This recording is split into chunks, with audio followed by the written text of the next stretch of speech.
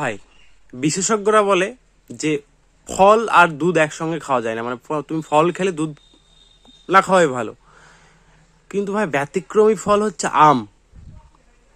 ভাই, দুধ দিয়ে চিড়ে ভেজানো, তার সঙ্গে আম মাখা, হলো রামদাম খেয়ে নাও। সেই স্বাদ, সেই স্বাদ, সেই ভিটামিন, ভিটামিন না ভিটামিন, ঠিক আছে?